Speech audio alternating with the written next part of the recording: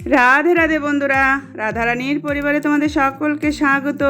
এ দেখো, আজকে আবার গোপুসোনার আমি চলে এলাম তোমাদের সাথে নতুন একটি রেসিপি শেয়ার করব বলে। তো চলো, রাধারানী আর গোপুসোনার আশীর্বাদ নিয়ে চলে যাই রান্নাঘরে। আজকে রাধারানীর রান্নাঘরে তোমাদের সাথে আমি শেয়ার করব মোদক রেসিপি। তো এই মোদকের মিষ্টি বানাতে প্রথমেই লাগছে চিনি, আর লাগছে শুকনো নারকেলের গুঁড়ো 1 বাটি, আর লাগছে গুঁড়ো দুধ 1 বাটি। আমি এখানে আমুলের গুঁড়ো দুধ নিয়েছি। আর লাগবে ঘি আর লিকুইড দুধ 1 কাপ। এখন চলো শুরু করা যাক মোদক বানানো। প্রথমে আমি কড়া বসিয়ে দিলাম। কড়া গরম হয়ে গেলে দিয়ে দিলাম 2 চামচ ঘি। দেখো, ঘিটা যখন গরম হয়ে যাবে তখনই আমি লিকুইড দুধটা দিয়ে দেব।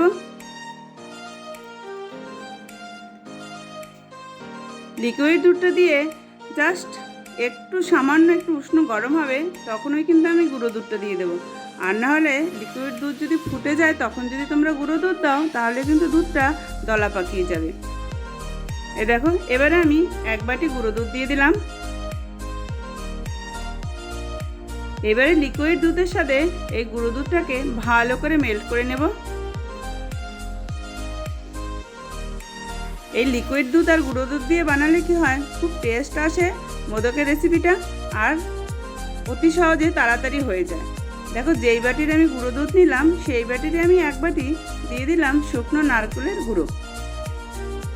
এবার সব উপকরণ ভালো করে মিশিয়ে নেব। আবার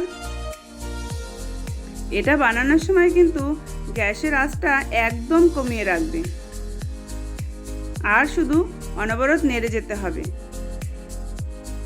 নাড়া থামানো যাবে না, তাহলে কি বলো তো, নিচে পোড়া লেগে যাবে, রেসিপিটা কিন্তু ভালো হবে না।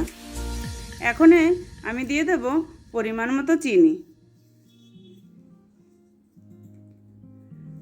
আমি চিনিটা দিলাম 2 চামচ, আর একটুখানি দিলাম।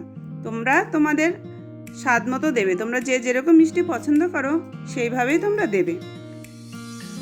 এই মোদকের রেসিপিটা কিন্তু চটজলদি হয়ে যায়, তোমরা বাড়িতে অবশ্যই একবার ট্রাই করে দেখতে পারো।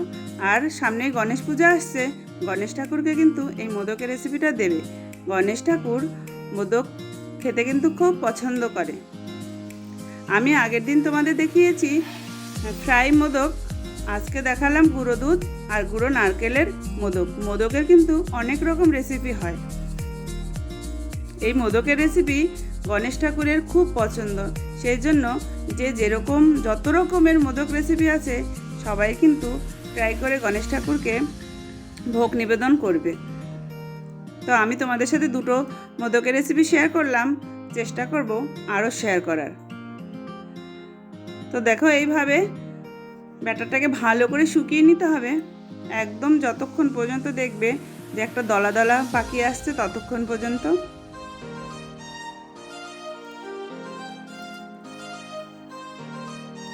এটা হয়ে গেছে। এবারে আমি নামিয়ে নেব। নামিয়ে 5 মিনিট পাখার নিচে ঠান্ডা করে নেব। ঠান্ডা করে তারপর তোমাদের আমি বানিয়ে দেখাচ্ছি। দেখো, এটা এরকম শক্ত হয়েছে।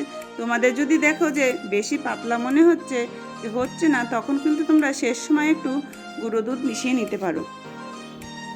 এখন প্রথমে আমি হাতে কিছুটা ঘি মাখিয়ে নেব। আর আমি আজকে এই মোদকটা তোমাদের স্বাদ ছাড়া কিন্তু মোদক বানিয়ে দেখাবো, যে আমি সম্পূর্ণ হাতে তৈরি করে দেখাবো স্বাদ ছাড়া। দেখো, গোল করে প্রথমে এরকম একটু চেপে হাতের সাহায্যে মোদকের শেপ দিয়ে নেব। দেখো, মনে হচ্ছে কি এটা মোদক হয়েছে। সব সময় যে সব কিছু প্রয়োজন আছে এরকম কোনো কথা নেই, কিছু কিছু সময় আছে নিজেও একটু ট্রাই করে বানানো যায়। এখন আমার কাছে শাঁস নেই, তখন আমি কি করব, হাত দিয়েই তৈরি করে দেখাতে হয়। এই দেখো, এইভাবে কিন্তু ঠাকুরকে বানিয়ে দেওয়াই যায়। এবার আমি একটা চামচের সাহায্যে এরকম ডিজাইন করে নেব। তোমরা এই চামচের বদলে তোমরা কিন্তু একটা ছোট ছুরির সাহায্যেও ডিজাইন করে নিতে পারো।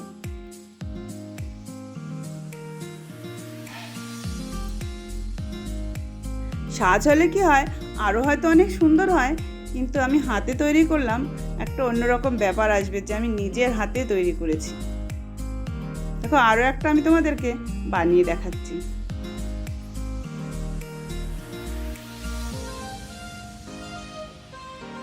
তোমরা কে কে এই মোদক রেসিপি বানিয়ে গণেশ ঠাকুরকে ভোগ নিবেদন করবে আমাকে কিন্তু কমেন্টে জানাবে।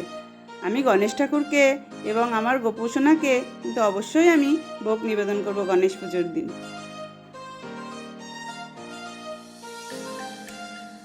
দেখো দেখো আমার আর একটা মোদক বানানো হয়ে গেল।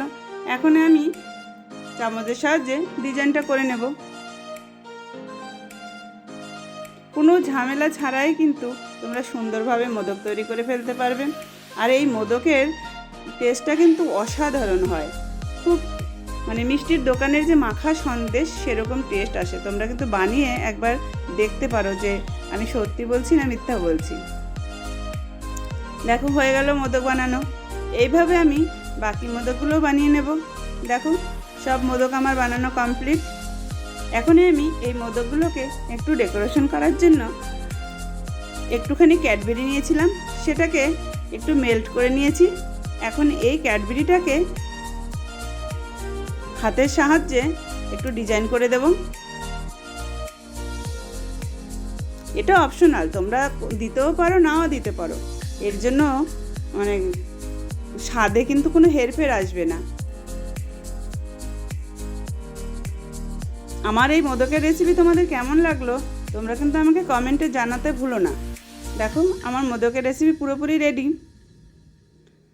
এই রেসিপিটি যদি তোমাদের ভালো লাগে লাইক শেয়ার কমেন্ট করো। আর এরকম নিত্য নতুন রেসিপি পাওয়ার জন্য আমার চ্যানেলটিকে সাবস্ক্রাইব করে রাখার অনুরোধ রইল। আজ তাহলে আসি বন্ধুরা, দেখা হচ্ছে নতুন একটি রেসিপি নিয়ে। রাধে রাধে।